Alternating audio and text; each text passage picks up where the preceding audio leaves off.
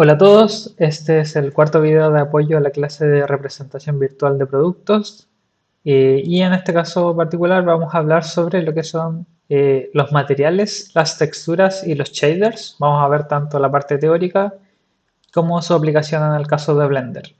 Y una vez que veamos eso también vamos a analizar lo que es el UV mapping, que se los voy a explicar más adelante, pero que tiene que ver con cómo la información que está en dos dimensiones es presentada en, digamos, o es transferida a un modelo en tres dimensiones, ¿ya? Que no es algo trivial, digamos, en el resultado. Ok, para partir lo que vamos a hacer es aclarar la diferencia entre tres términos que se van a utilizar bastante durante o mientras ustedes trabajan con lo que son los materiales. El primero es una textura, el segundo es un material y el tercero es un shader. Ok, partiendo por el más básico, cuando yo hable de textura, me voy a referir específicamente a una imagen, ¿ya? Acá está cargando, voy a utilizar algunas como estas. Si quieren buscar más texturas o materiales, pueden revisarlos en Polyhaven, que se les compartió la semana pasada. Aquí tengo de todas maneras algunos descargados. Y cada uno de estos es una textura que en conjunto, tras pasar por un shader, van a generar un material que podemos utilizar en Blender o en algún software de modelación. Cada una de estas texturas entrega información que puede ser utilizada para generar un render finalmente. ¿Ya? Aquí yo voy a agrandar un poco las imágenes. Bueno, vamos por orden. Esta de acá, que dice AO, es el Ambient Occlusion, que como les expliqué la semana pasada, el Ambient Occlusion es una sombra que se genera cuando tenemos dos geometrías relativamente cerca, ¿ya? Que es básicamente lo que ocurre cuando tenemos, por ejemplo, en las orillas de una pieza o entre las distintas piezas de un producto, se genera una sombra porque en el fondo, al tener mucha geometría cerca, la luz no puede llegar completamente. Ese efecto es conocido como Ambient Occlusion y si bien se puede generar mediante el motor de renderizado, realmente calculando la luz, cómo va a rebotar en la escena 3D si estamos utilizando un motor de renderizado como Cycles. También en el caso de una textura, este puede ser simulado. ¿Ya? Y aquí se puede ver que básicamente es una imagen en blanco y negro, que simplemente nos está entregando estas sombras adicionales. Luego tenemos el Boom, ¿ya? Que este básicamente nos entrega la altura, digamos, de cada píxel respecto a un plano. Ya sabemos que en este caso nos está entregando una textura de una madera y que la madera no es completamente plana, sino que hay partes que están más hundidas en este caso respecto al punto de referencia y otras que están más hacia afuera.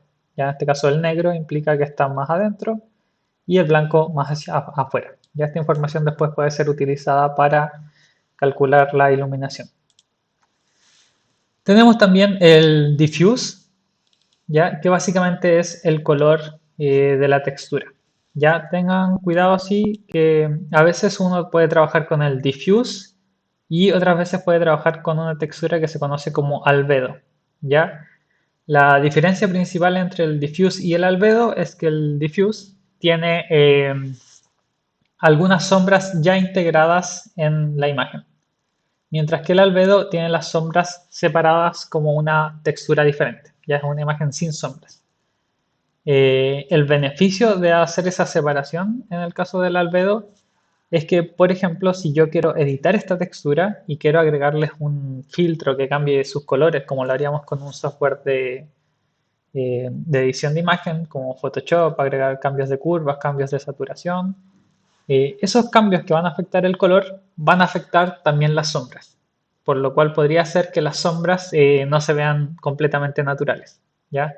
En este caso, si yo tengo el albedo, de hecho les voy a buscar alguna imagen.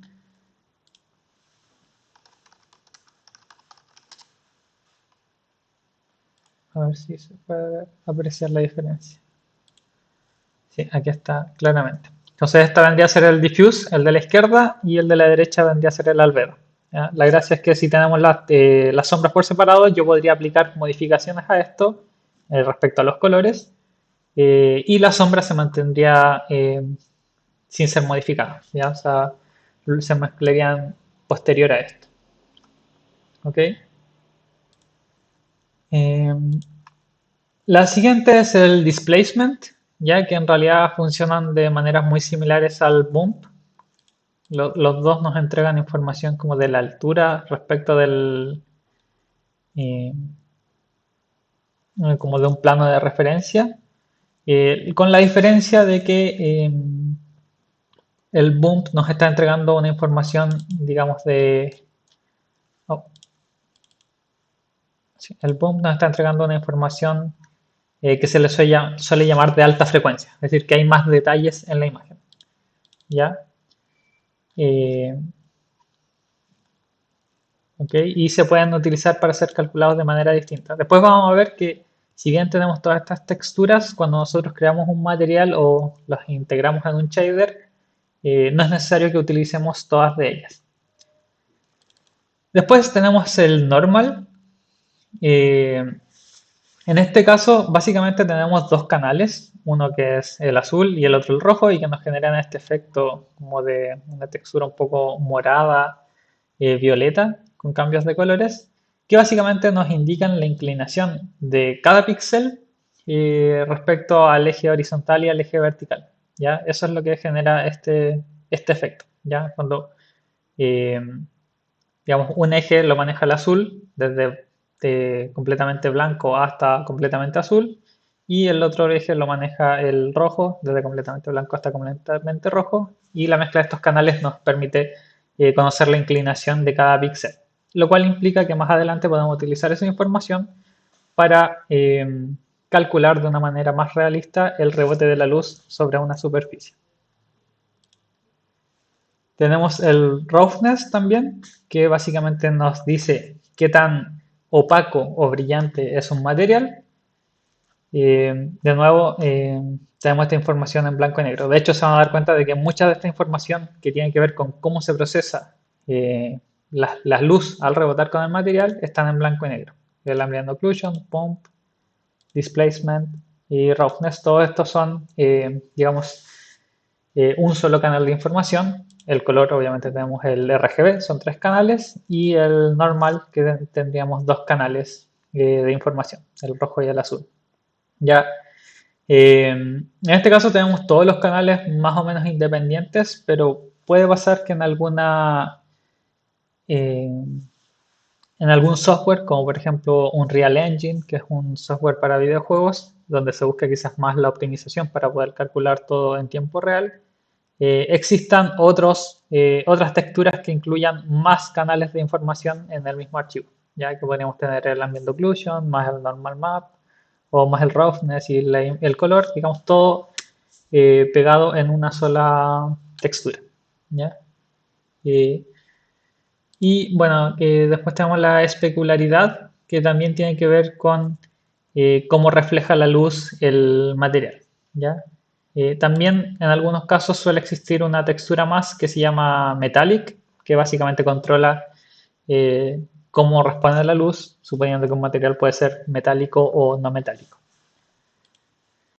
Ya, la gracia de usar texturas es, como les decía, entregar información respecto de cada píxel específicamente eh, de la geometría donde lo vamos a aplicar. Ahora vamos a ver cómo estos se mezclan en un modelo. ¿Ya? Lo primero que voy a hacer es crear un plano.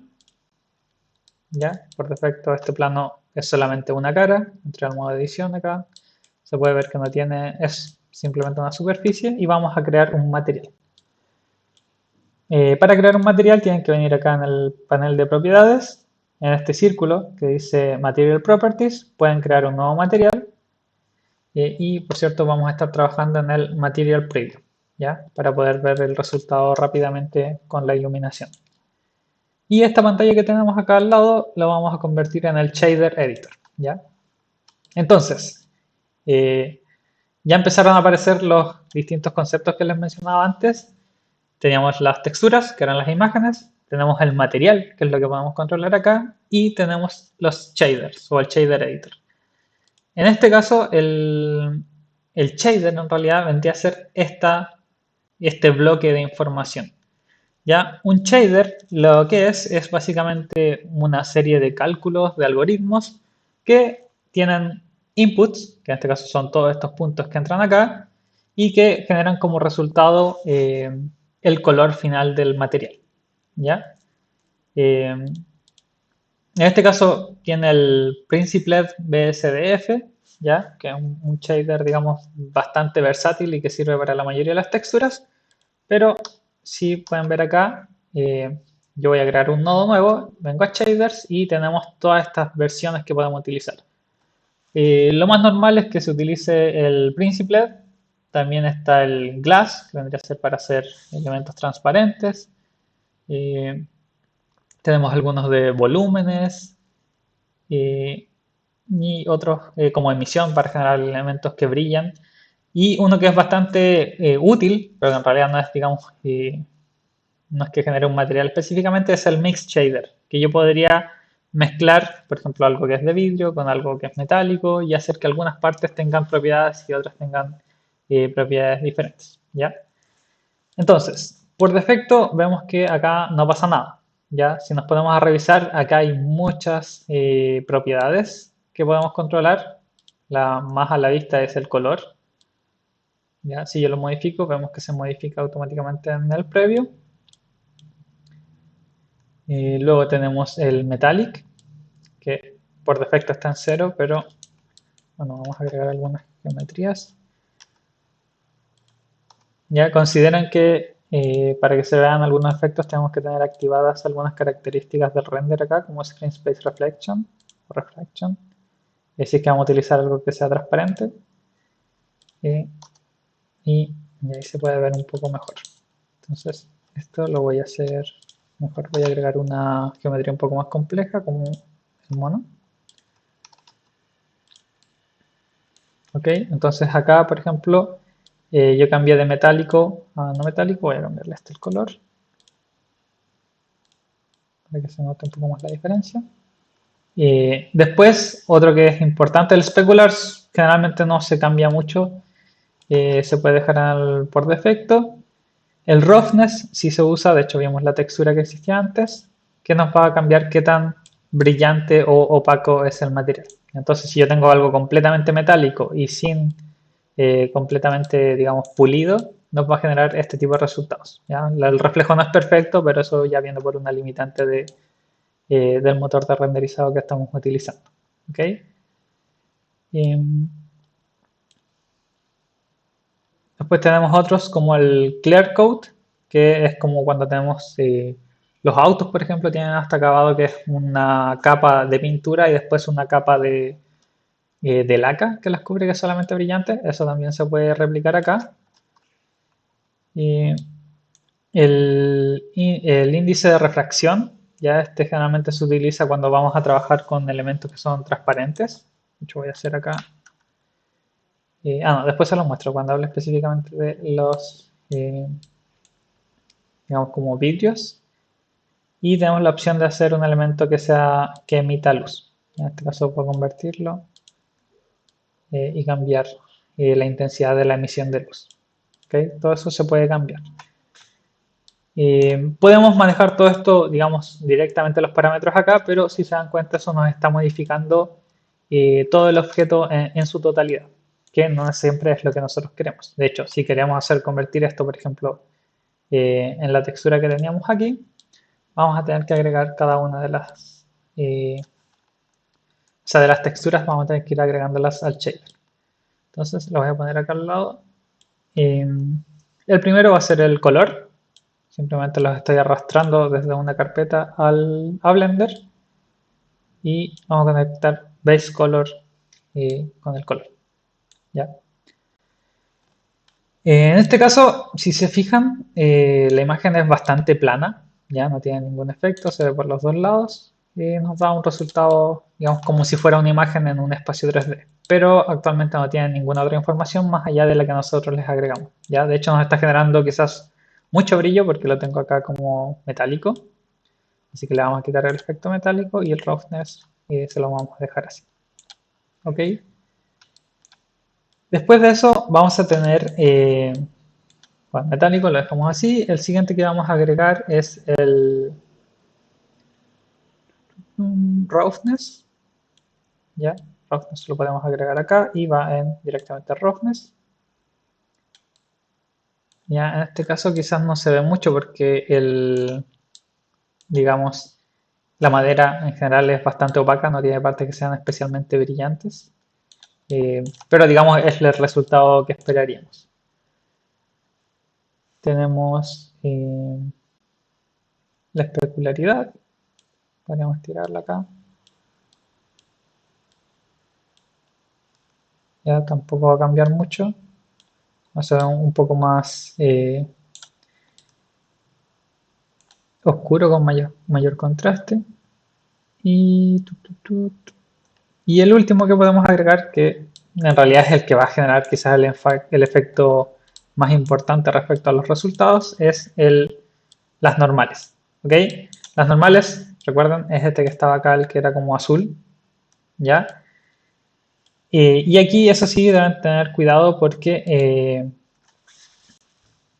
en este caso, si bien todos los demás funcionaron directamente porque eran o de color o simplemente en blanco y negro como texturas, Eh, las normales las tenemos que cambiar y estar seguros que utilizamos non-color data, ¿ya? O que no estamos entregando un color como información. Y para conectarlo, en este caso hay que tener cuidado, sí, porque si se fijan, todos los que tenemos arriba lo que están conectando es de color amarillo, es decir, que tenemos información que son colores, pero en este caso estamos agregando la normal, que nos entrega otro tipo de información. Y si yo lo tiro, me va a tirar un color amarillo y va a intentar entrar en este que es azul.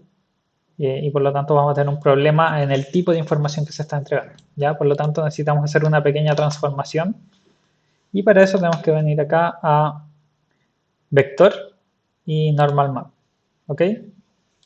Esto lo que va a hacer es convertir la información y va a pasar de color a color. De hecho, si se fijan, esto ya tiene como un color similar al que tenía la textura, ¿ya? Como un celeste, un morado. Y eso lo vamos a pasar a el nodo que dice normal. ¿Ya? Ahora va a estar calculando y aquí podemos cambiar un poco, digamos, el efecto de cómo llega la luz a este material. Actualmente no se nota mucho porque no hay una luz, digamos, que esté chocando directamente contra esto, pero vamos a crear una rápidamente para que vean el resultado. ¿Ok? Tengo que estar en modo renderizado y aquí se va a ver. Creo que fue demasiado. Ya. Y aquí se ve el efecto. Voy a quitarle el nodo del normal. Así es como se veía antes. Ya, bastante plana la luz. Ya se ve como si básicamente no tuviéramos una geometría. Y al agregarle el normal, voy a poner la fuerza 1, strength 1, se ve este efecto como si tuviera una geometría realmente dependiendo del ángulo con el material con que está chocando. ¿Ok? Nos da un resultado mucho más realista. ¿Ok? Y siendo que esto sigue siendo efectivamente un plano.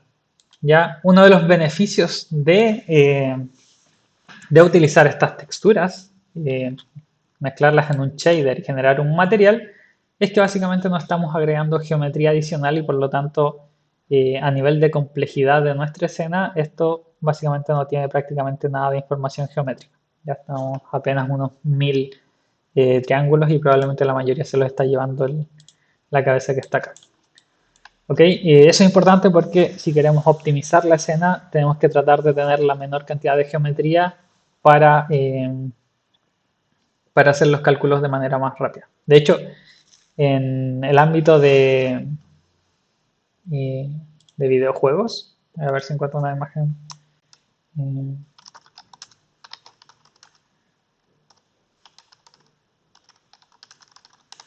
una imagen rápidamente. En estos casos, claro, uno puede hacer un modelo o una escultura de una alta complejidad geométrica utilizando modelación por escultura, digamos. Y luego transferir esa información geométrica a un normal map, que es simplemente una textura, y, digamos, agregar esta información, que ya es una textura, a un modelo mucho más simplificado o con menos información. Aquí se ve un poco, quizá un poco más claro. No está cargando mucho, pero no sé si se alcanza a ver, digamos, la malla 3D es mucho más simple, tiene unos cuadrados muy grandes, pero la información geométrica es eh, aumentada en este caso gracias al normal map. ¿Ok? Así que con esos 4 elementos ya tenemos una textura que se ve bastante bien. Eh, pero tenemos un pequeño detalle. ¿Ya? En este caso, toda la información que se está agregando está siendo agregada utilizando el UV-Map. ¿Ok? Si yo intento agregar este mismo material eh, a este mono que tenemos acá, lo voy a agregar un poco más de geometría para que se vea mejor.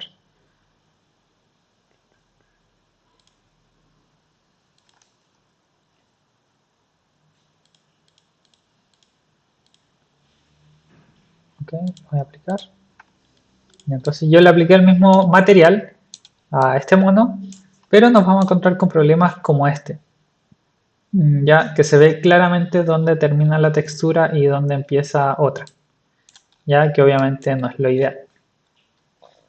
Bueno, este problema puede deberse a dos cosas. La primera es que quizás la textura que yo utilicé no es seamless, ya que es un término que van a tener que reconocer, eh, que les muestro qué es exactamente. Una textura seamless, como le dice el nombre, que es como sin marcas o sin uniones, es una textura que yo puedo replicar, eh, digamos, copiarla una al lado de la otra y que no se vaya a ver una línea entre medio de separación entre ellas, sino que se vayan uniendo sin dejar marcas. ¿Ok? Cuando busquemos texturas en páginas, el ideal es que encontremos texturas seamless, pero no siempre es el caso. ¿Ya? De hecho, no estoy 100% seguro si la que estoy usando es seamless, pero lo vamos a revisar ahora. Como le decía, esto está utilizando para transferir la información de las texturas a la geometría, está utilizando un UV map. Así que ahora vamos a cambiar al UV editor y voy a entrar al modo edición en este lado del 3D. ¿Ok? Entonces, voy a cambiar la imagen a una de la del color. ¿Okay? Y si se fijan acá, yo tengo la versión de la malla en geometría, digamos, que está en el espacio 3D, y la versión de la textura en el espacio 3D.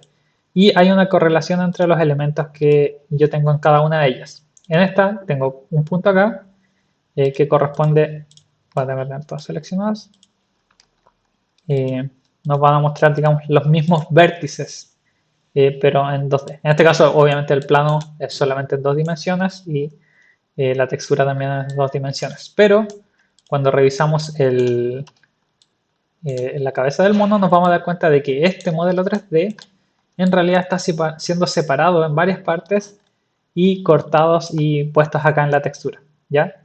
Entonces, cuando se hace esta transferencia de información, digamos, no sé si buscamos un píxel en particular, digamos, o sea, esta cara nos va a estar agregando la textura que está debajo, exactamente en ese punto. De hecho, acá funcionan muchas de las operaciones que hemos visto hasta el momento en modelación 3D y yo puedo fácilmente mover alguna parte. Por ejemplo, vamos a mover una de estas, que no se mueve muy bien porque tenemos que seleccionarlas. A ver, podría, no sé, por ejemplo, ponerla acá, que es justo donde está el nudo de la madera. Vamos a hacer lo mismo con la otra.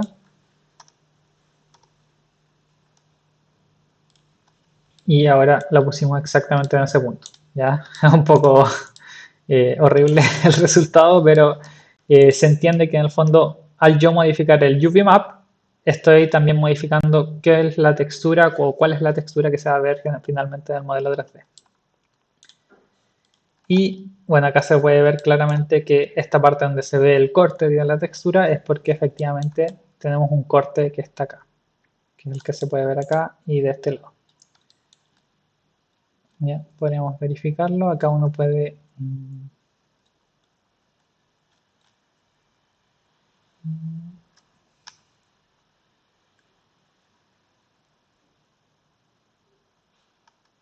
segundo. Esto es lo que quería encontrar. Aquí lo que hice es activar como la selección bidireccional, lo que quiere decir que si yo selecciono algo en este punto se va a ver también en el otro, ¿ya? Para mostrarles un poco. Entonces, había dicho que esta era la línea que se ve con el error y acá está. Está seleccionando este borde y que obviamente como no están en la misma parte de la textura se genera ese problema. ¿Ya? Aquí se puede ver, digamos, qué partes se están seleccionando. Otra cosa de la que se van a dar cuenta es que cuando nosotros tenemos un modelo 3D y hacemos el UV Map, van a tener que contrastar o decidir qué es lo que realmente les interesa. Les interesa que este UV Map mantenga, digamos, una geometría que tenga sentido. En este caso, se puede ver claramente que si bien esto fue cortado y estirado, digamos, en 2 dimensiones, se puede apreciar claramente la cara, ¿ya? Lo cual facilita que si yo quiero hacer una textura, digamos que voy a cargar para darle una cara a este mono, voy a poder dibujar siguiendo las características geométricas fácilmente, ¿ya? Pero hay casos en los que uno podría querer hacer otro tipo de geometría, quizás para optimizar el uso del espacio, ya que en el fondo acá yo por ejemplo estoy cargando una textura que está en 2K, es decir 2000 por 2000 píxeles, o sea 2048 para ser más exactos, pero está toda esta área con píxeles que no están siendo utilizados. Entonces en algunos casos se puede favorecer la optimización versus la correlación, digamos, de la imagen. Ahí pueden jugar un poco y seleccionar algunas partes y ver cómo se mueve. Voy a cambiar al modo ortográfico para que sea más fácil.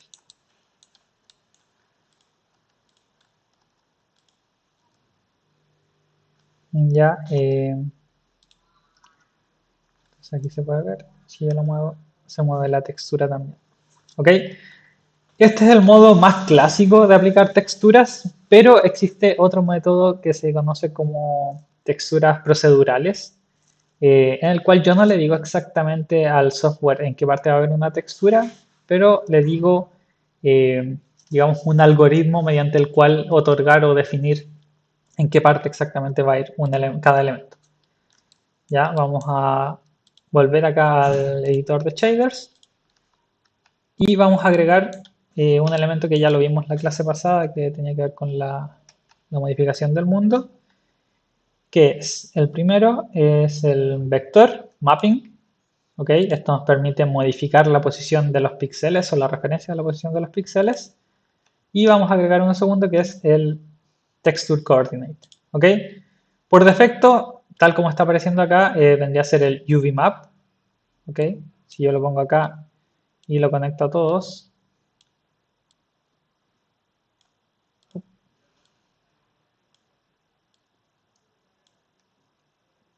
digamos, no va a cambiar en nada, ¿ya? Aunque sí nos va a dar la oportunidad de modificar en este caso. Podemos cambiar algunos detalles, como por ejemplo mover cómo se va desplazando.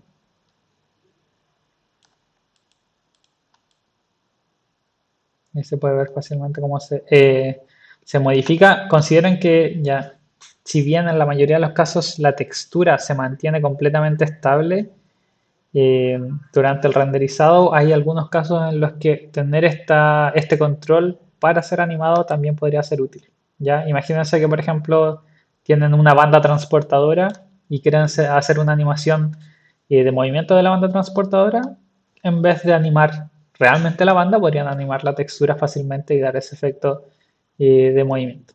¿Ya? En este caso, por cierto, si se pueden dar cuenta, yo voy a achicar la escala para seleccionar otra parte o para ver la textura repetida, nos podemos dar cuenta de que efectivamente la textura sí era seamless porque yo no puedo ver una transición clara, digamos, entre un lado y el otro.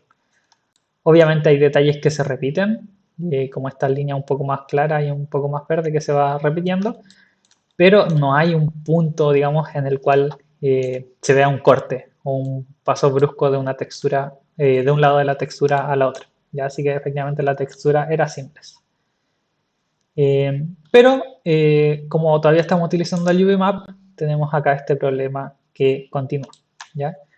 Para solucionar eso, en realidad es bastante fácil. Simplemente utilizamos acá generado, que básicamente en vez de utilizar el UVMap les va a otorgar una posición, digamos, base y lo va a generar, aplicar directamente sobre los objetos. ¿Ya? Ahora desapareció, digamos, la línea, el sim que habíamos creado en el medio, pero nos apareció otro problema y es que esta textura está siendo aplicada como si fuera proyectada desde arriba, ya desde una sola posición. ¿Ya? De este lado se ve bien, pero en el momento en que la vemos de frente, vemos que se distorsiona porque digamos, todos esos píxeles están exactamente en la posición del eje Z, en la misma posición y se genera ese efecto. Obviamente no es ideal, pero hay una forma de solucionarlo. ¿Ya? En este caso, tiene que ver con cómo se cargan estos elementos. Y acá vamos a tener la opción de cambiar de flat, de plano, a una K. ¿Ya? Y el box nos va a generar este efecto en el cual en realidad la textura se está proyectando desde todos los lados de una K.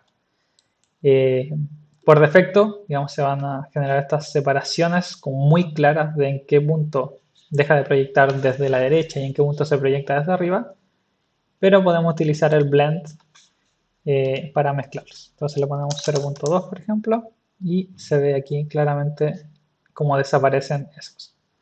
Obviamente si queremos que se vea bien, tenemos que aplicar esta misma configuración a todas las imágenes que estamos utilizando. Entonces voy a ponerle box 0.1, box 0.1 y box 0.1. ¿Ok? Y ahí se ve, digamos, de alguna manera un poco más natural. Obviamente acá todavía tenemos esa línea blanca, pero ya es una limitación de la textura misma y no de cómo está siendo aplicada. Ok. Otro detalle que podrían considerar cuando estamos aplicando texturas o shaders tiene que ver con cómo llega la luz, porque a fin de cuentas acá cada uno de estos es una cara plana, ¿ya? O que simula ser lo más cercano a ser una cara plana. Y por lo tanto, en realidad si la luz llegara no generaría una curva perfecta, ¿ya? Pero aquí ustedes pueden manejarlo entre shade smooth o shade flat. Ya creo que en este caso no se ve muy bien, pero voy a agregar una icosphere. Voy a poner acá, le vamos a agregar la misma textura, el mismo material. Y aquí nosotros, por ejemplo, está obviamente en el estilo flat y se ven estos cambios muy bruscos de iluminación. Podríamos cambiarlo al shade smooth y todos esos detalles van a quedar un poco ocultados con cómo se calcula la luz.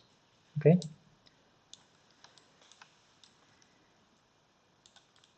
Eso respecto a los materiales, en realidad esto se puede ir complejizando más y más. Eh, yo podría, por ejemplo, mm,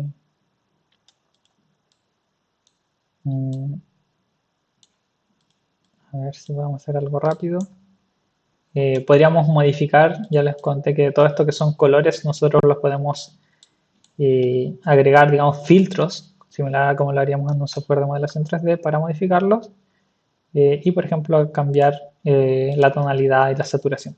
Entonces, por ejemplo, acá simplemente lo agregué entre la imagen del diffuse y el base color y ahora voy a tener control de algunas características como el hue y se puede ver cómo se cambia el rojo, verde. Podemos cambiar la saturación del color original. Todo va a depender de qué es lo que nosotros querramos hacer realmente con el objeto. Ok. Y respecto, ¿qué más les puedo decir? Bueno, volviendo al UV Map en este caso. eh, Generalmente las geometrías bases o las primitivas ya vienen con un UV Map generado por defecto, eh, como esta por ejemplo. pero obviamente ustedes pueden cambiarlo dependiendo de sus necesidades. ¿Ya? Para eso existe toda una gama de herramientas que tienen que ver eh, con cómo separar estos sims. Por ejemplo, yo puedo presionar la U y me va a dar el menú de UV Unwrapping. Si le hago el unwrap, simplemente lo va a separar. Por defecto me va a generar el mismo, pero acá tenemos toda una serie de digamos, de opciones. Ya hay algunas que tratan de mantener siempre, ojalá, una distorsión similar entre los distintos elementos, etcétera. Ya quizás en este caso no se nota mucho. Voy a hacer el unwrap acá. Sí, en este caso, toda esta sección, que si recordamos era solo una mesh, se mantuvo unida en el unwrap, ¿ya? Lo cual obviamente no es ideal porque nos genera una concentración, digamos, de acá de elementos. En esos casos conviene, si uno va a hacer el unwrap de manera manual, conviene cortarlo. Ya en este caso yo estoy seleccionando una línea que pasa a través de todo el modelo y puedo venir acá en Edge y ponerle marcar sims. ¿Ya? Quiero marcar la línea donde quiero que se corte el modelo. Entonces le pongo y ahora nos va a quedar como una línea roja que pasa alrededor de todo el modelo. Y si yo ahora el unwrap de nuevo, cuando lo genere o lo recalcule, me va a cortar esa pieza y vamos a reducir la distorsión, aunque con el contra de haber separado estas texturas que se van a ver si es que nosotros utilizamos el shader eh, con la modalidad de UV-Map. ¿Ya? Y bueno, ahí se ven todos los errores por el tema de que modificamos el UV-Map y de que cambiamos la proyección de box de flat a box. ¿Ya? Así que voy a volver a la vista de general. Y al UV editor. Entonces acá, bueno, tenemos más opciones. Si yo presiono U, uno que quizás es bastante útil cuando no nos interesa, digamos, o cuando tenemos piezas con alguna geometría como productos, puede ser el Smart UV Project, que también tiene algunas características respecto a cómo se separan, respecto a cómo en qué ángulo es necesario separar el modelo, es decir, hace estos cortes, los sims de manera automática basado en algún parámetro y los separa. Entonces nos va a generar, por ejemplo, este tipo de cortes. Ya, yo les recomendaría si van a trabajar con piezas, por ejemplo, de no sé, tienen un producto que quieran agregarle algún material, lo ideal sería quizás seleccionar toda esa parte del material, como por ejemplo, no sé, este ojo. Vienen acá, crean un material distinto y a este le agregan, digamos, le aplican o asignan el material que les interesa. Entonces, podrían dejarlo completamente procedural o que se genere de manera automática, digamos, sin el UV map, pero sí le asignan qué material es y así ir generando este efecto de los distintos elementos. Nótese acá que estoy trabajando o seleccionando en el modo de edición. Voy a crear acá, asignar. Entonces yo tengo un objeto, digamos, de la escena, pero este objeto tiene asignado 3 materiales. Y cada material, digamos, en este caso, tiene, bueno, un shader, que era el principal BDSF, y 4 texturas. ¿Okay? Para que se entienda de nuevo, volviendo al principio, la que era la diferencia entre estos elementos. Eso ahora si quieren practicar, lo que pueden hacer es venir acá, vienen a Polyhaven, hay un montón de texturas que ustedes pueden utilizar, pueden descargarlas y tratar de configurarlas, ¿ya? La idea es que entiendan qué hace cada uno de estos elementos para que puedan después modificarlos con tranquilidad, pero digamos en un entorno de producción lo más probable es que, de hecho acá mismo en Polyhaven,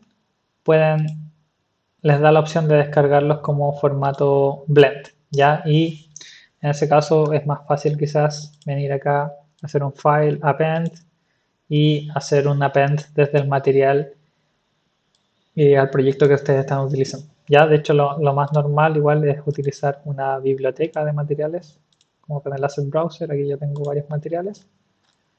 Esto lo configuré yo, así que probablemente ustedes no lo van a tener. Eh, pero, digamos, nos permite aplicar elementos fácilmente sin la necesidad de estar metiéndonos tantos en los shaders. ¿Ok? Así que eh, les va a venir útil, digamos, una vez que ya tengan los materiales que les sirven. Por ejemplo, no sé, que descarguen el Plastic Scooper, Damage, que esto los bajé, por cierto, de Polygon, si no me equivoco, que es otra empresa que vende texturas. ¿Ya? Esta en este caso es pagada, pero igual tiene algunos gratuitos. Eh, y ahí pueden revisar. ¿Ok? Obviamente para plásticos, o sea, para productos muchas veces se utilizan materiales plásticos, así que es bueno tener ese, cueros, por ejemplo, eh, y poder modificar los asuntos, ya porque van a tener algunas versiones, pero obviamente después pueden entrar al editor de shaders y cambiar algunas características. En este caso ya viene como prediseñado por Polygon, pero se nos entregan algunas características que podríamos querer modificar. Eso sería por ahora, es bastante información. Eh, lo que más espero que rescaten es la diferencia entre textura, material y shaders. Y digamos, cómo se hace al menos un nodo básico como este, ya que tenga el Principlet BDSF, agregar las distintas imágenes, que tengan cuidado de cuándo modificar la versión por defecto, que era flat, a cuando se utilice box, en caso de que quieran crear la textura de manera procedural. También está el tema de las coordenadas, que les permite modificar la posición y rotación, digamos, de la textura. Eh, y bueno, entender esto, cómo se genera. Hay otras opciones, como en base a un objeto, en base a una cámara, que podrían ser útiles, pero digamos, como los principales son el UVMap y el Generated. Eh, Y ya más adelante, si es que lo llegarán a necesitar, se pueden utilizar otros shaders que son los que están acá. Igual los puedan directamente poner y testear. ¿Ya? Lo que sí les recomiendo es desconectar este y poner algún shader, por ejemplo, Glass. Vamos a poner acá. Tengan cuidado así que como estamos trabajando con Eevee, digamos, cómo se presentan los materiales no es tan fácil. Ya en este caso vamos a necesitar hacer algunas otras modificaciones, como por ejemplo poner el alpha hatchet, shadow mode, alpha hatchet igual, screen space refraction, y, y ahí se ve, digamos, como si fuera un poco como vidrio, y podemos cambiar el roughness, hacerlo más o menos opaco, y el IOR que vendría a ser la índice de refracción. Ya en este caso, el número que se utiliza acá lo pueden buscar en tablas, digamos, como físicas, de propiedades físicas, para poner el índice de refracción del vidrio, de algún plástico, del agua. Todo eso lo pueden hacer acá para que les quede de alguna manera más realista. Igual acá pueden poner digamos, como una profundidad de la reflexión, que esto ayuda mucho a simular como si esto fuera una esfera, digamos, como con un cierto grosor en los bordes, o si fuera completamente sólido, esto lo pueden cambiar ustedes. Ya, ahí pueden meterse a jugar, hay varias opciones de shaders, pero como les decía, principalmente van a tener que utilizar el Principlet BSDF. ¿Ok? Eso es todo y nos vemos en clases.